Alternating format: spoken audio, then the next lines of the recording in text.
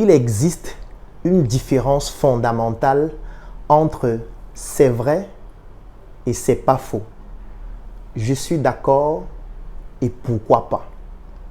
Si vous posez une question à quelqu'un afin de demander son opinion par rapport à un sujet et la personne vous répond je suis d'accord ou la personne vous répond pourquoi pas, ça ne signifie pas la même chose.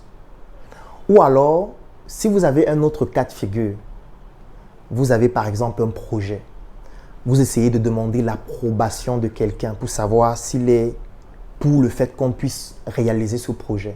Et la personne vous dit je suis d'accord, ou alors la personne vous dit pourquoi pas, ça ne signifie pas la même chose. En fait, vous devez être capable de pouvoir décoder les messages qui sont transmis par les personnes qui sont autour de vous, qui parfois sont contraires à ce que ces personnes souhaiteraient vouloir faire passer comme opinion. Je vais prendre un exemple. Écoutez très bien ce que je vais dire tout de suite. Je vais essayer de développer un argument pour montrer que je suis contre l'homosexualité. Écoutez, vraiment, il est inadmissible que dans un pays, un continent désormais, et même une planète comme le Cameroun, nous puissions tolérer que des homosexuels se baladent dans la rue. Des homosexuels puissent avoir des pages sur Internet. Des homosexuels puissent avoir des postes de responsabilité. On ne peut pas tolérer l'homosexualité. C'est inadmissible que des homosexuels soient là en train de nous dicter comment nous devons fonctionner.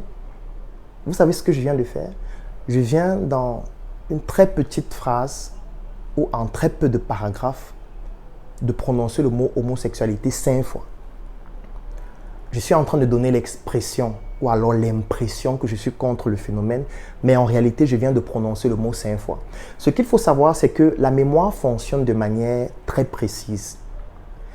Pour que la mémoire puisse bien fonctionner et retenir des informations sur le long terme, il y a ce qu'on appelle la mémoire à court terme, il y a ce qu'on appelle la mémoire à long terme.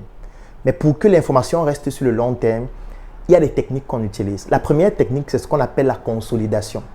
Il y a 2 formes de consolidation, la consolidation consciente et la consolidation inconsciente.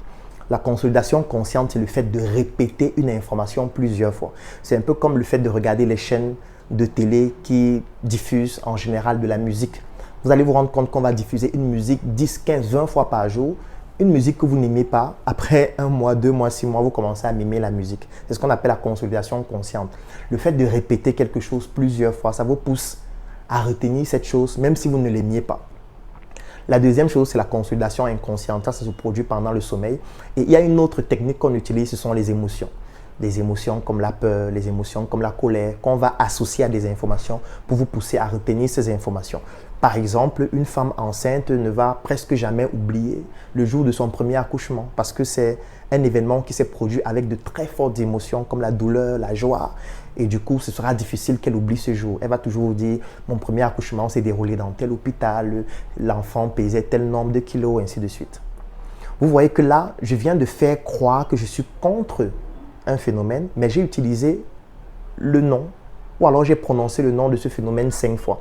Qu'est-ce qui se passe? Je suis en train de donner l'impression que je suis contre, mais peut-être consciemment ou inconsciemment, je suis en train de faire la promotion de ce phénomène parce que je le prononce à chaque fois, ce qui consolide l'information dans le cerveau de ceux qui m'écoutent et à un moment donné, ça va devenir un phénomène tout à fait normal. Lorsqu'on veut combattre quelque chose, ce qu'on fait, c'est qu'on n'en parle pas. Parce que le fait d'en parler positivement ou négativement amplifie le phénomène. C'est pour ça que quand, par exemple, vous allez voir quelqu'un qui bouffe beaucoup de tontines en ligne, moi, je suis l'un des plus grands tontinards, ce qui se passe, c'est quoi? C'est que ce qu'on dit soit positif ou négatif, en fait, ça fait la promotion du phénomène en question. Si vous voulez combattre un phénomène, ce qu'il faut faire, c'est d'arrêter d'en parler, c'est tout. Si vous arrêtez de parler d'un phénomène pendant 6 mois, 1 an, 2 ans, ça s'arrête directement. C'est pour ça, par exemple, que dans la musique, on orchestre des clashs. Ça veut dire qu'un artiste va clasher avec un autre artiste juste pour que les gens en parlent en bien ou en mal et que ça fasse en sorte que la promotion de chacun des 2 artistes continue de pouvoir prospérer tout naturellement.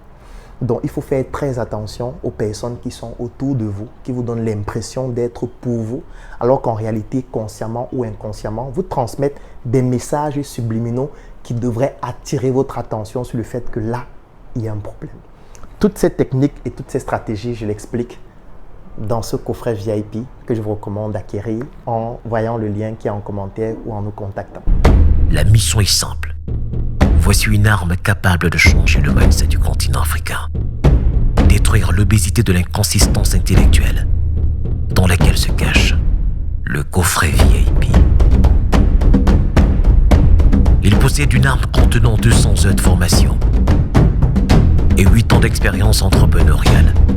Recevez le pouvoir de devenir une meilleure version de vous-même.